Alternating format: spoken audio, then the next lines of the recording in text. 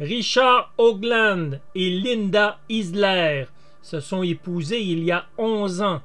Ils sont les parents de 2 garçons, Matthew, 9 ans, et Doug, 6 ans. Richard et Linda ont de solides revenus et vivent confortablement dans leur résidence en banlieue d'Indianapolis.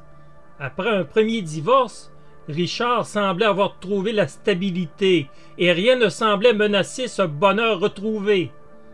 Contre toute attente, Linda Isler va vivre un drame auquel elle ne s'était nullement préparée. Voici une histoire invraisemblable, la disparition de Richard Hoagland. En 1993, Richard Hoagland et Linda Isler ont atteint leur but dans la vie. Ils vivent confortablement. Richard mène de bonnes affaires dans sa compagnie d'assurance. En plus de la maison, Richard est le propriétaire d'un hors-bord de grande valeur et il possède une garde-robe bien garnie. Linda n'est pas en reste. Elle travaille dans un bureau de médecin. Elle apporte aussi des revenus pour la famille. Malgré quelques disputes concernant l'argent, le couple est toujours parvenu à régler leurs différends avec le dialogue. Linda et Richard étaient véritablement tombés en amour lorsqu'ils s'étaient rencontrés en 1982. Linda révèle que la vie avec lui était des plus agréables. Elle dira « Il était très spontané, c'était un rouleau compresseur. Il était toujours en train de faire des choses ou de conclure des accords. Et il a eu beaucoup de succès. C'était très amusant d'être avec lui. » Hoagland savait se présenter. Il était d'agréable compagnie avec les gens qu'il rencontrait. Mais bientôt les choses allaient changer dans cette belle union qui, vue de l'extérieur, semblait des plus réussies. Après 11 années de mariage, il semble que l'attitude de Richard Hoagland a commencé peu à peu à changer avec sa famille. Il devenait de plus en plus songeur et parlait très peu à la maison. Il s'isolait pendant des heures et il voulait rester seul. Il était terminé le temps où on le décrivait comme quelqu'un de très sociable et de gentil. Linda Isler croyait que son mari sombrait peu à peu dans une dépression. Elle le croyait préoccupé par le travail et la famille. Elle croyait qu'il vivait une crise que tous les hommes finissent par vivre durant leur vie. Elle avait choisi de lui laisser de l'espace en espérant que les choses finiraient par revenir à la normale.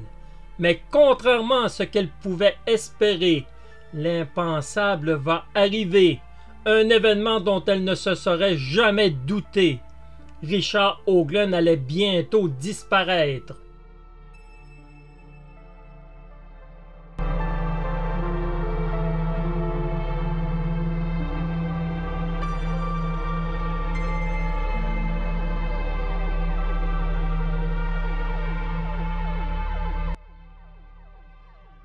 Le mercredi 10 février 1993, Linda Isler est au travail. À 16h45, elle reçoit un appel de son mari. Il lui dit qu'il est dans l'obligation de se rendre aux urgences car il ne se sent pas bien. Linda lui propose de quitter son travail et de l'accompagner. Richard refuse. Il rassure son épouse. Elle n'avait pas à s'inquiéter. Il était parfaitement capable de se rendre aux urgences seul et qu'il l'appellerait pour la tenir au courant. Linda Isler a complété sa journée de travail dans un centre médical. Elle ne s'inquiétait pas outre mesure de son mari. Elle s'est rendue à la garderie pour récupérer son fils Doug, 6 ans. Puis, elle s'est dirigée vers sa demeure. Linda voulait s'arranger pour faire garder ses 2 fils et ensuite se rendre à l'hôpital au chevet de son mari qui n'avait pas encore donné de ses nouvelles. À 17h25, sa première surprise l'attendait à son arrivée à la maison. Elle constate que Richard a eu l'inconscience de laisser leur fils Matthew, 9 ans, seul à la maison. Son inquiétude grandit. Dans quel état mental se trouvait son mari pour avoir réfléchi de cette manière? Linda Isler a appelé tous les hôpitaux de la région dans le but de retracer son mari. Elle s'est fait répondre qu'il n'y avait aucun Richard Hoagland qui s'était présenté dans une urgence. 1 heure plus tard, elle a reçu un appel de Richard qui lui a dit « Je ne peux plus vivre ainsi. Je pense que tu seras mieux sans moi. » Linda n'a pas eu la chance de lui répondre. Son mari a aussitôt raccroché. 2 heures plus tard, il a rappelé de nouveau. Les bruits autour de lui semblaient correspondre à un aéroport. Il a dit les mots suivants. « Je ne veux pas aller en prison et je ne reviendrai jamais. » Linda Isler a cru que son mari Richard Hoagland vivait une crise existentielle, qu'il réfléchirait et qu'il reviendrait. Comment penser qu'il pourrait abandonner une famille entière? C'est pourtant ce qu'il a fait. Hoagland écrira à nouveau à ses fils durant l'été 1993. Il leur enverra des cartes d'anniversaire avec 50 $ chacun. Il leur dira qu'ils se reverront peut-être un jour et de prendre soin de leur mère. Linda Isler, désemparée, se retrouve du jour au lendemain, seule avec 2 enfants et une maison dont elle doit payer l'hypothèque. La voiture de Hoagland a été retrouvée à l'aéroport d'Indianapolis, mais jamais il n'a pris un vol. Il n'a rien emmené avec lui, ni passeport, ni effet personnel, et aucun vêtement, alors qu'il faisait froid en février. Hoagland semblait donc avoir prévu sa disparition de longue main. Linda Isler a révélé que Richard l'avait appelé par la suite à 2 reprises, une fois du Venezuela et une autre fois d'Aruba. Il maintenait qu'il ne reviendrait jamais. Après les cartes d'anniversaire à ses fils durant l'été, Linda Isler n'a plus jamais entendu parler de son mari.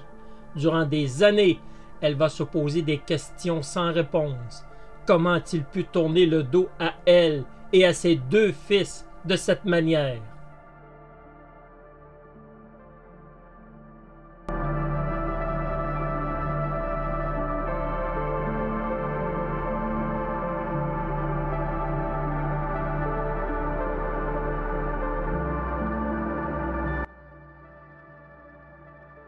Linda Isler s'est retrouvée dans une position impossible lorsque son mari Richard Hoagland a choisi de la quitter et de disparaître. En disparaissant, il fuyait ainsi ses responsabilités financières envers sa famille. Linda n'était pas au bout de ses peines. Elle a constaté que Richard lui avait laissé de lourdes dettes. Il avait vidé toutes les cartes de crédit et avait même imité sa signature pour un prêt bancaire. Linda Isler croulait sous les dettes. Elle a dû se résoudre à déclarer faillite. La situation est devenue extrêmement difficile pour Linda, qui a tout perdu. Sa maison et sa voiture ont été saisies par la banque, car elle n'avait pas les moyens de rencontrer ses obligations. Elle dira « Il nous a laissés sans rien. J'étais brisée. » Linda et ses 2 fils ont dû vivre pendant 6 mois chez une amie. Linda avait tout perdu. Elle avait subi une humiliation en étant abandonnée d'une telle manière. Et bientôt, une autre surprise l'attendait. La police d'Indianapolis voulait lui parler. Les autorités policières d'Indianapolis enquêtaient sur la disparition de Richard Hoagland. Les enquêteurs soupçonnaient Linda Isler d'être impliquée dans cette disparition. Elle était la seule qui avait reçu des appels de son mari qui lui affirmait qu'il partait. Les cartes d'anniversaire reçues par ses fils durant l'été ne prouvaient rien. Elle pouvait parfaitement les avoir envoyées elle-même. Linda Isler se retrouvait dans une enquête alors qu'elle n'avait rien à se reprocher. Linda affirme qu'à l'époque, que les policiers venaient la voir fréquemment, qu'ils posaient souvent les mêmes questions. Malgré qu'elle essayait de leur dire qu'elle avait été abandonnée et que son mari l'avait appelée pour lui dire que c'était terminé, qu'elle ne le reverrait jamais. Les enquêteurs continuaient de la harceler. Un détective l'a même repoussée dans ses derniers retranchements en l'accusant de préparer sa fuite pour aller rejoindre son mari disparu. Quelques années plus tard, les autorités policières sont revenues à la charge. Un autre interrogatoire a mené aux mêmes conclusions. On continuait de la suspecter. Malgré que Linda niait avec véhémence, on décida de la surveiller. Elle a découvert que son téléphone était sous écoute, que des objets avaient été déplacés chez elle durant ses absences. Son courrier avait été ouvert. Pendant plus de 6 mois, sa famille a été surveillée par les policiers, qui ne croyaient nullement son histoire. En 2003, Richard Hoagland a été déclaré officiellement décédé. Les policiers avaient fini par laisser tranquille Linda avec cette triste histoire. Elle avait refait sa vie et s'était remariée. Malgré toutes les questions qu'elle se posait concernant le père de ses enfants, elle était parvenue à tourner la page et à vivre des jours meilleurs. Mais elle n'en avait pas terminé avec son ex-mari.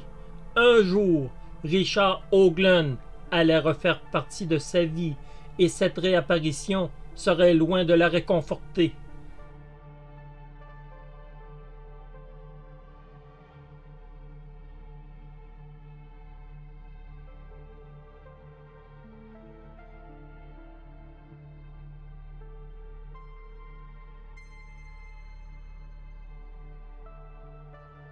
L'histoire de Lisa Isler est fort bien connue.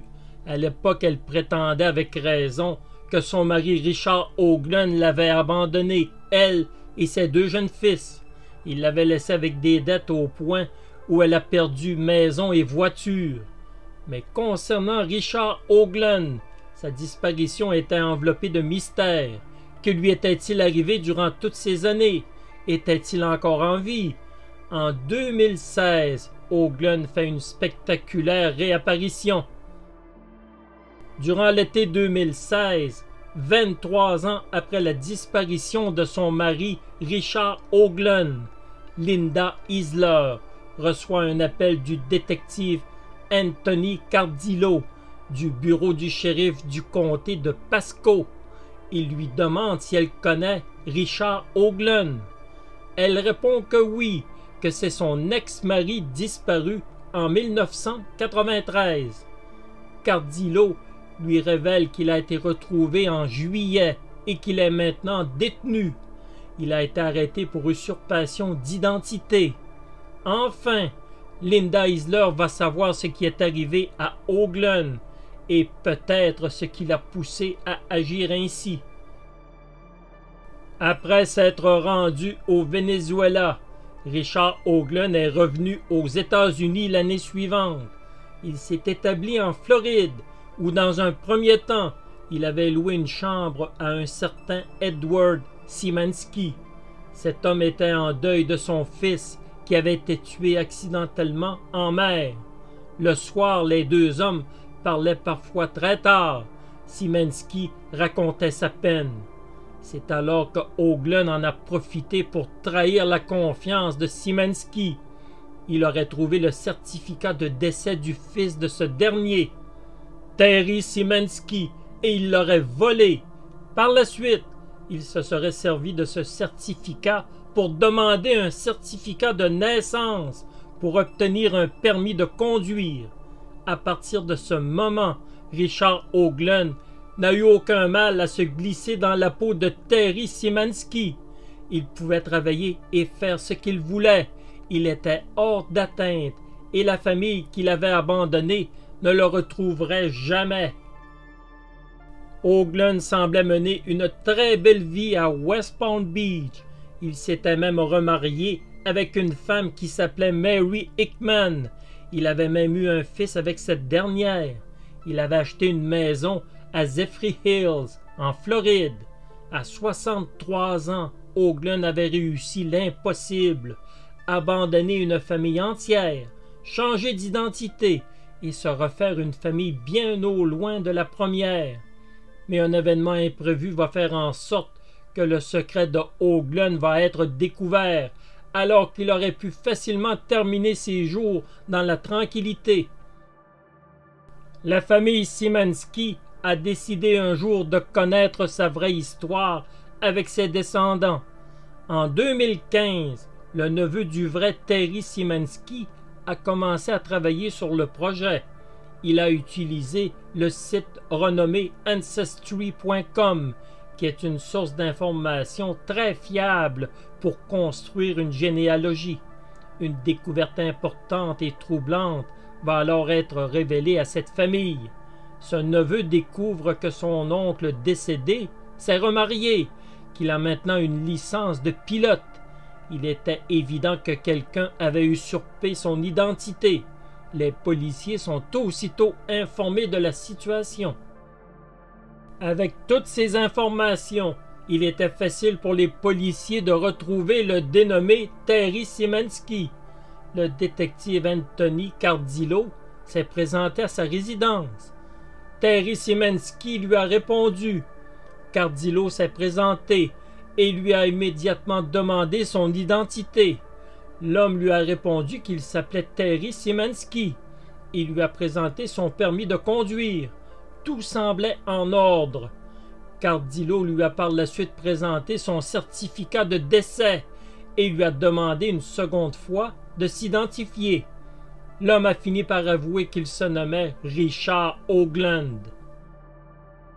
La nouvelle épouse de Hoagland a complètement été prise par surprise quand elle a vu son mari être immédiatement arrêté et emmené à la prison du comté de Pasco.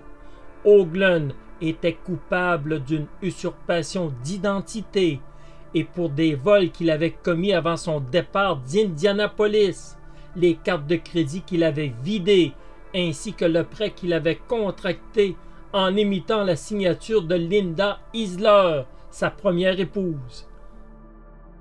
Hoagland était marié depuis 20 ans avec Mary, qui n'était au courant de rien.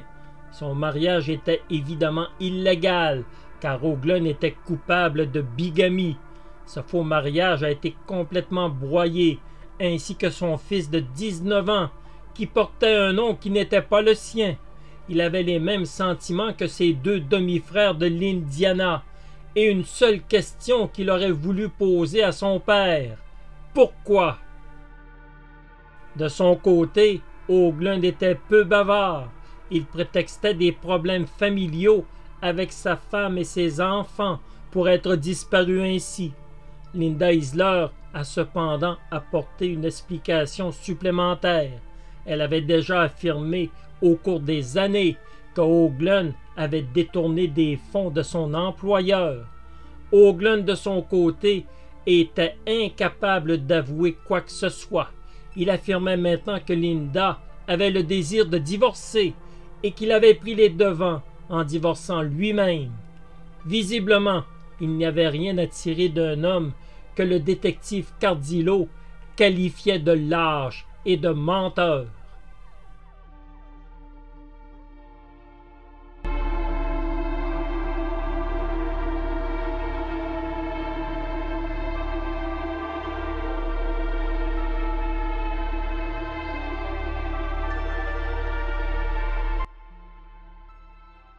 Richard Hoagland n'a pu être poursuivi pour ses vols commis en Indiana avant sa disparition.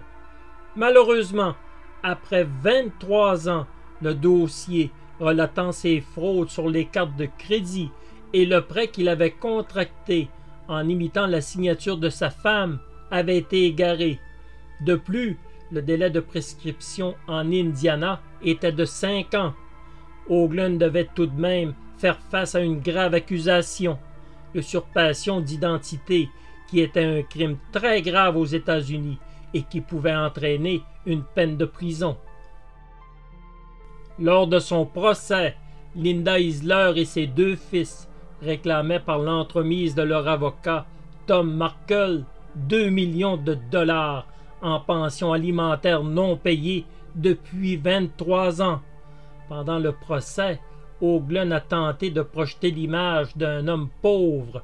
Il portait une tenue négligée et des baskets usées. Le juge William Greenaway n'est nullement tombé dans ce piège et il a rendu sa décision qui tenait sur 11 pages.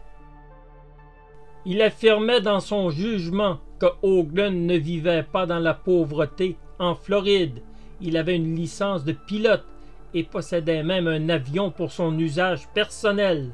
Le juge Greenaway l'a condamné à payer 1,86 million de dollars en pension alimentaire, en plus d'une peine de 2 ans de prison pour vol d'identité. O'Glen a refusé de s'exprimer après ce verdict. Il semblerait que l'affaire a été résolue par un règlement hors cours entre les deux parties. À sa sortie de prison, Richard O'Glen aurait tenté un rapprochement avec Isler et ses 2 fils. Il semble que la rencontre n'a guère donné de résultat. Les blessures qu'il avait causées 23 années auparavant étaient loin d'être guéries. Les enfants ont vécu dans la pauvreté pendant des années. Ils portaient des vêtements et des baskets d'occasion, alors que leur mère avait tout perdu. Elle avait même dû se résoudre à vendre des effets personnels de valeur pour tenter de s'en sortir. Ses fils n'ont pas le désir de renouer avec leur père. Doug O'Glen avait 6 ans lorsque son père les a abandonnés. Il a passé une grande partie de sa vie en prison. Il était détenu quand il a appris que son père avait été retrouvé. Pendant des années, il a eu d'énormes problèmes de drogue. Après une blessure à la main, il a commencé à prendre des narcotiques pour la douleur. Et peu à peu, la drogue s'est emparée de sa vie. Du fond de sa cellule, il a décidé d'écrire une lettre à son père et lui a déballé sa vie. Il n'impute pas sa consommation de drogue à la fuite de son père, mais il a perdu complètement confiance en lui-même. Il dira « Pendant longtemps, je me suis demandé ce qui n'allait pas chez moi pour que quelqu'un puisse simplement s'en aller et m'abandonner. Je suis sûr que la grande question sous-jacente pour tout le monde est pourquoi?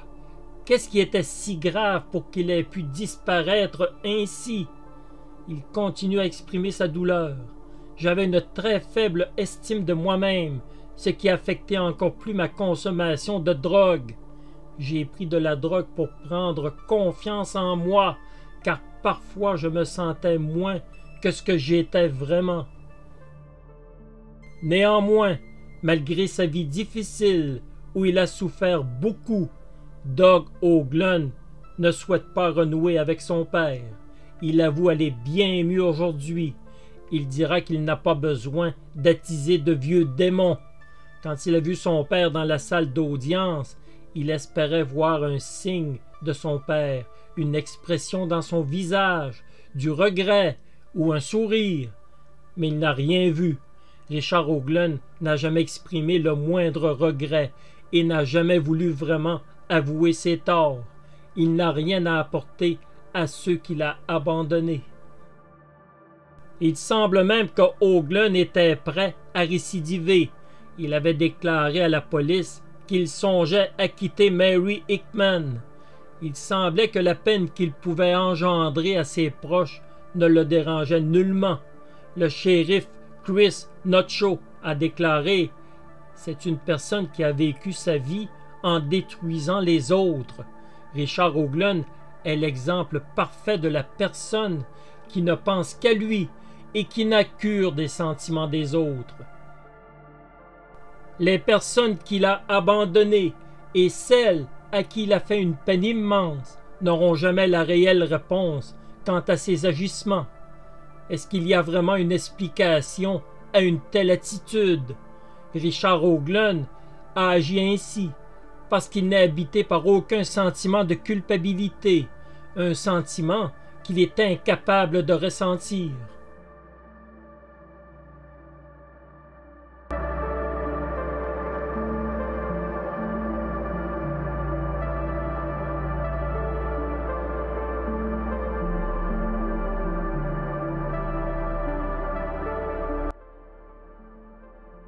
En 1993, Richard Hoagland vivait avec Linda Easler depuis 11 ans. Le couple avait 2 garçons de 9 et 6 ans. Ils vivaient confortablement dans leur belle maison d'Indianapolis. Le 10 février 1993, sans avertissement, Richard Hoagland est parti en abandonnant sa famille. Il a appelé sa femme Linda pour lui dire qu'il ne reviendrait jamais, qu'il ne voulait plus vivre ainsi. Il a laissé sa famille dans le besoin et la pauvreté. Linda Easler a tout perdu, maison et voiture, en plus d'avoir à rembourser des dettes qu'il avait contractées avant de disparaître. Linda a vécu des années de chagrin en se posant des questions sur son mari. Pourquoi les avait-il abandonnés de cette manière? La police est de plus acharnée sur Linda, la croyant responsable de cette disparition. En 2003, Richard Hoagland a été officiellement déclaré décédé. Linda Easler a fini par tourner la page et a refait sa vie en se remariant. En 2016, les policiers l'ont informé que son ex-mari avait été retrouvé en Floride après 23 années. Lors d'un procès, il a été condamné à lui payer près de 2 millions de dollars en pension alimentaire. Un règlement hors cours est venu clôturer cette triste histoire. Les 2 fils abandonnés ne désirent nullement renouer avec leur père, qui leur a laissé des blessures qui ne veulent pas guérir. Linda Easler et ses 2 fils n'auront jamais de réponse à leurs questions. Richard Hoagland se réfugie dans des mensonges et nie toute culpabilité. Ses fils n'ont perçu aucun sentiment de culpabilité de sa part et savent qu'il n'y a rien à tirer d'un homme comme lui. Au moins, la famille aura la satisfaction de le voir répondre de ses actes devant un tribunal. L'histoire de Richard Hoagland est celle d'un homme égoïste, dépourvu de remords et d'humanité. Il a fui sa famille sans se retourner, en les laissant dans une misère qu'ils ont eu peine à surmonter. Richard Hoagland est un homme froid qui ne pensait qu'à son bien-être. L'histoire de Richard Hoagland est celle d'un homme qui a brisé les gens autour de lui.